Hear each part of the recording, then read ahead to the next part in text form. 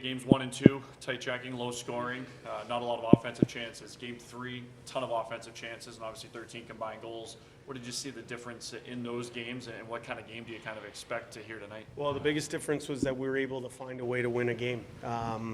We did what it took to win that game. Obviously, there's things that have been addressed defensively, things that we can tighten up going forward. That's part of who we are, is being a tight checking, spend our shifts in the other team's zone type of team, which led to the lowest goals in the American League this year. But that said, we also have it in us to find ways to win games in different types of fashions, and that's just the way that game played out. Proud of our group in game number 3, but our focus, our concentration is on our first shift here in game number 4 and trying to assert our type of hockey right off the bat. If I told you last Thursday that you'd have 3 goaltenders record decisions in the series for the opening 3 games, what would kind of be your reaction to that, and how the depth your goaltenders has had all season long? Well, I've had some experiences over the last 14 years in the highest league in the world, in the National Hockey League, and I've had the opportunity to see a whole lots of different things happen in playoff series, things that aren't always expected. And what I would say to you is this, is that we have belief in every position, every player that's on our roster. We believe they can help us win. And to win in the playoffs, this is one thing I have learned in my experiences, to win in the playoffs, sometimes you need unusual suspects to help you get over the top. And for us to have Stewart come in and give us quality minutes in game number 3, I think speaks to the quality and depth of our goaltending in our organization. I thought it was excellent, and like I said, the old cliche that it takes 20 to win.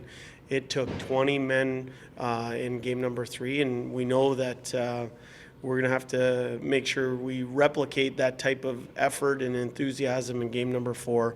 And like I said, we can tighten a few things up defensively as well. I know you mentioned the focus on this room, but on the other side, Adam Cracknell, 6 points in the last 2 games. You've seen him throughout the years, a veteran experience, kind of a guy like your top line with Gambardella, and it seems like going toe-to-toe here in this series. Yeah.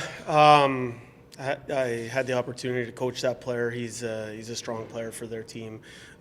He didn't play in game number 1, and that's the luxury that their team has, that they have a lot of first-round draft picks. They have a lot of second-round draft picks, and they have a lot of veterans to pick from to put in their lineup. That's their team. Our focus is on our team. Our focus is on the 26, 27 players that we have available to us.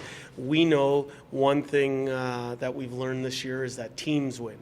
Teams win, and the team that comes together the best, the team that plays the tightest brand of hockey, the team that lays it on the line for each other and really pays the price is going to be the team that wins this game tonight, and this series for that matter.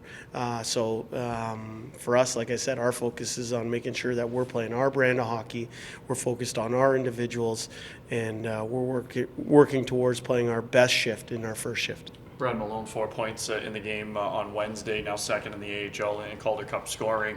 Is he playing his best hockey of the season kind of at this time of this year when his game really takes off to another level? He's a big game player. Yeah, we talked about that after game number 2, how important it was to, if you wanted to earn the reputation of being a big game player, you have to show it, and you got to show it on a nightly basis. And what I think about Brad is that he's willing to go to the hard areas to find success.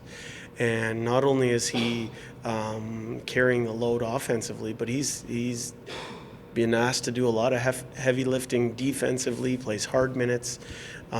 He's 1/3 of what I call the best 200-foot line in the American Hockey League, alongside Gambardella and Russell. They lead us on a nightly basis. We're going to continue to lean on them going forward here, but he's had a heck of a playoff run for us.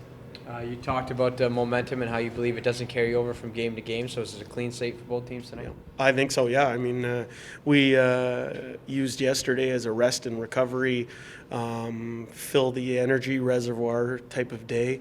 And we came in, we had a good meeting here this morning, a very crisp and brisk pregame skate. And like I said, we're going to have to establish our game immediately.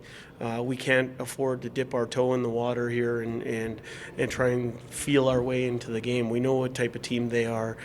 We know what type of environment this is. And for us to find success, we have to win our first shift and make sure that all 20 players are ready to go. And it looked like Shane was in the starter's net. Does he get back in tonight? Shane will be our starter tonight.